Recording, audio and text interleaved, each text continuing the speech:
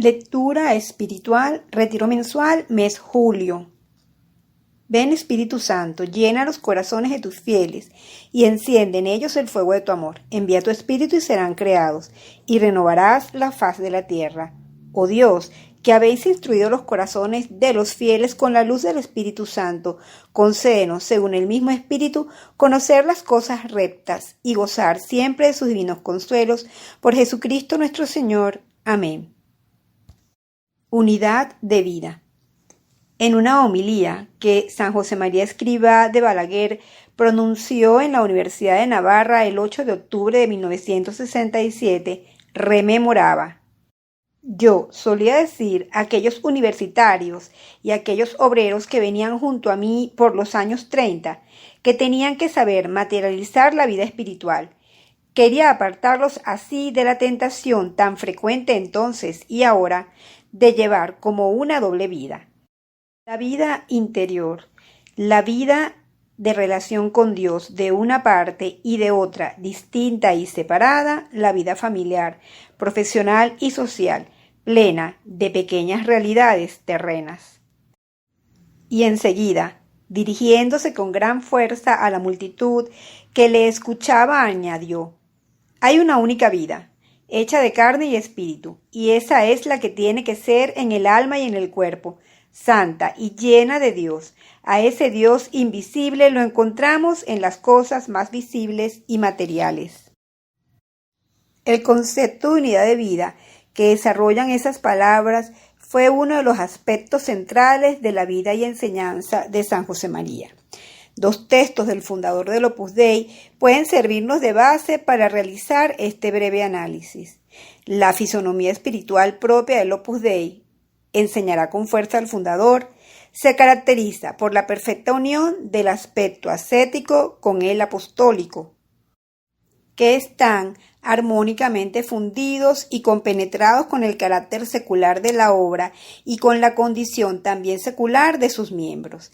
Esta fisonomía espiritual se manifiesta especialmente en la unidad de vida, sencilla y fuerte, de los fieles del Opus Dei, que crea en sus almas la necesidad y como el instinto sobrenatural de purificar todas las acciones, de elevarlas al orden de la gracia, de santificarlas y de convertirlas en instrumento de apostolado.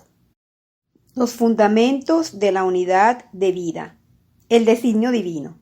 Los planes de Dios sobre el hombre presentaban desde el principio, es decir, en la situación del paraíso, una perfecta unidad de vida, edificada sobre la armonía de todas las fuerzas humanas y sobre la gracia sobrenatural, como principio de una vida superior que perfeccionaba y elevaba todo lo humano natural y hacía posible que el hombre se dirigiese en todos sus actos al fin último sobrenatural. Sin embargo, aún en aquella situación, la unidad era para el hombre una meta y una tarea, en razón de su libertad.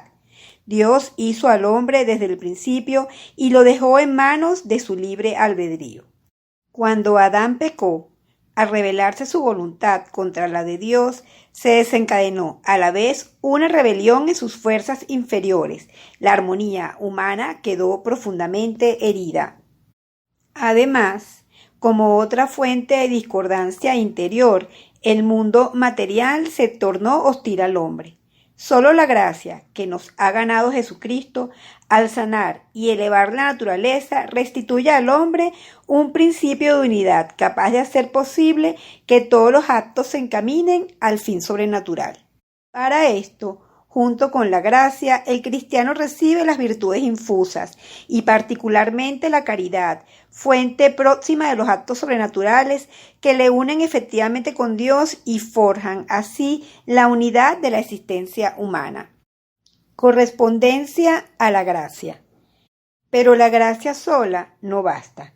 Para realizar la unidad de vida, es decir, para encaminar todos los actos al fin último sobrenatural, debe cooperar libremente con la gracia.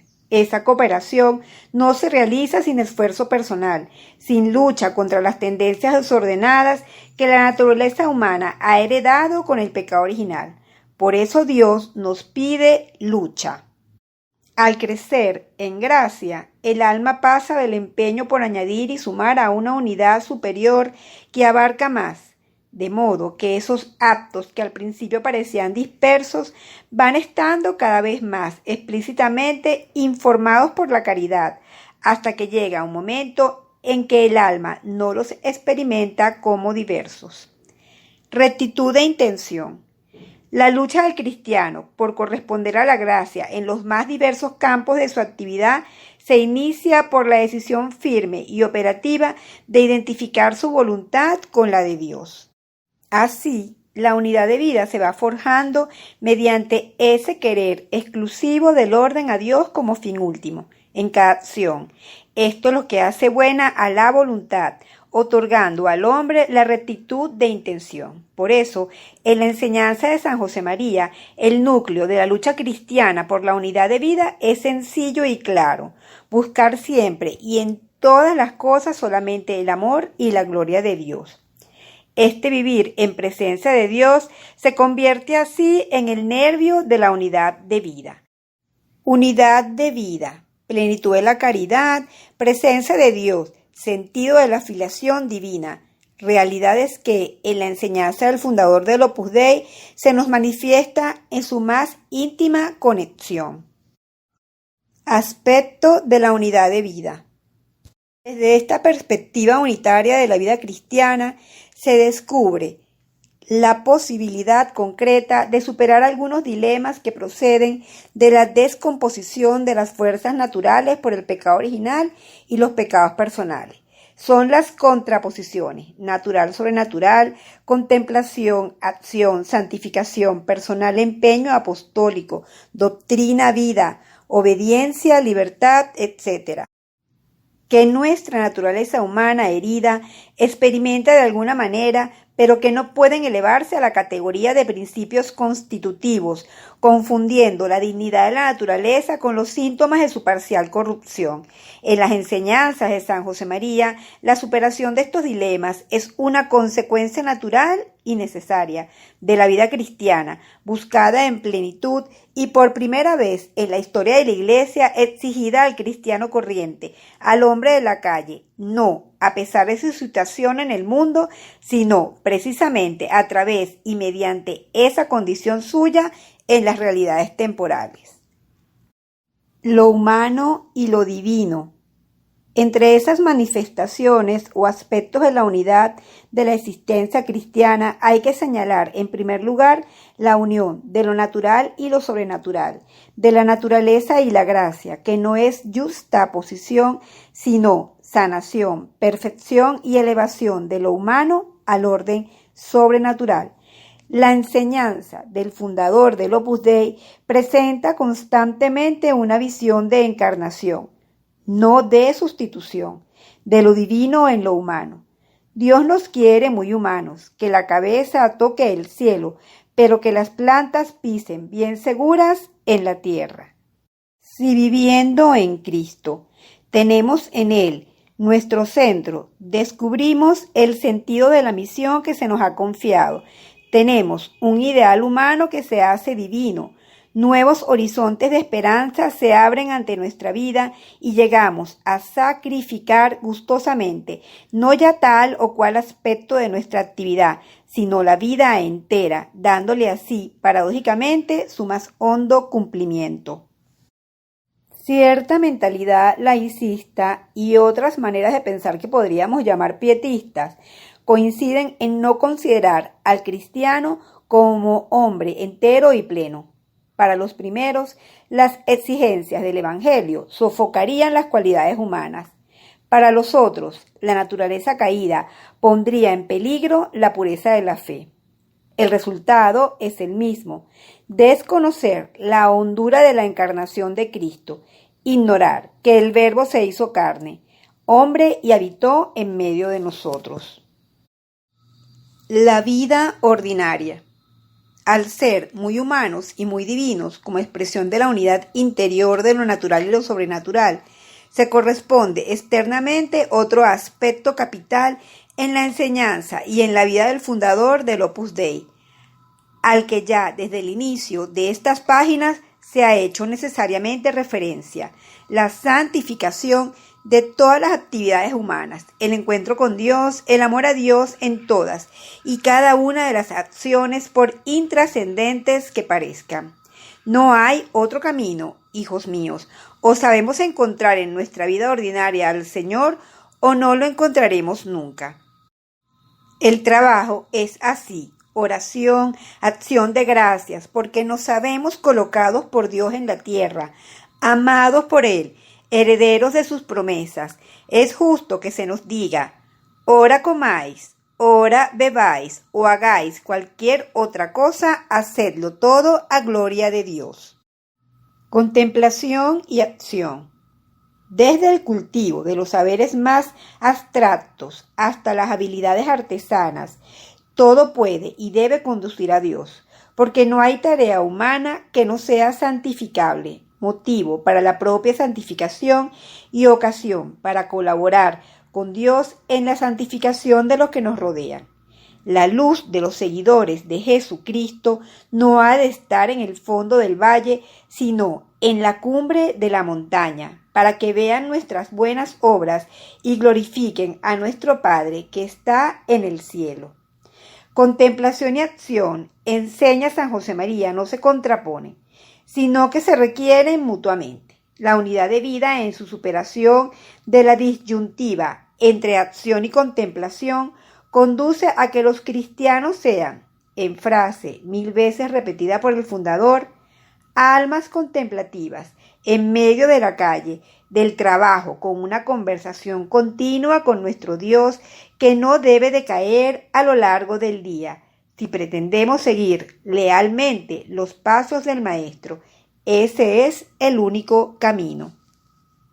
Santidad y apostolado.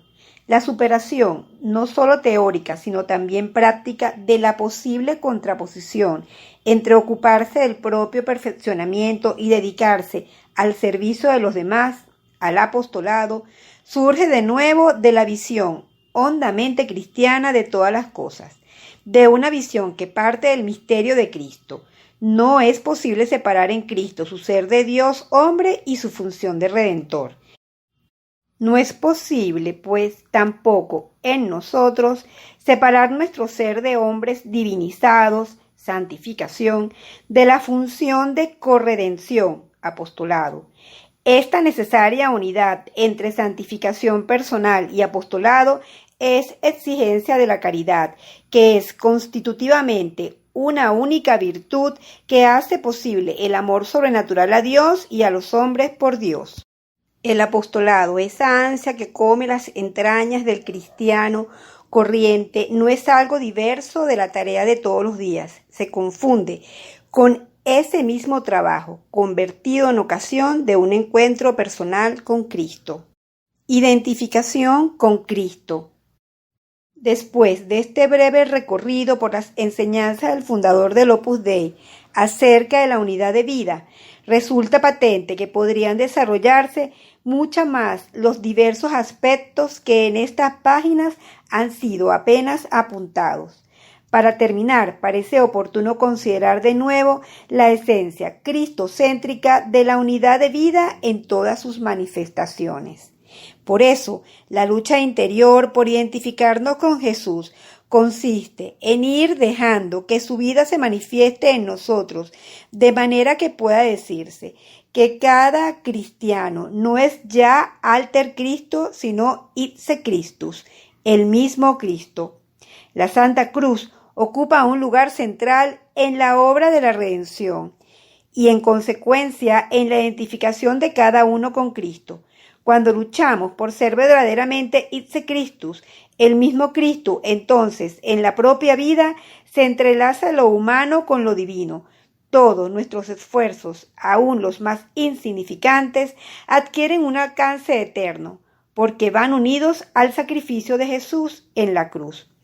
Y por la identidad sustancial del sacrificio del Calvario con el sacrificio de la Eucaristía, el fundador del Opus Dei considera la Santa Misa el centro y la raíz de la vida cristiana.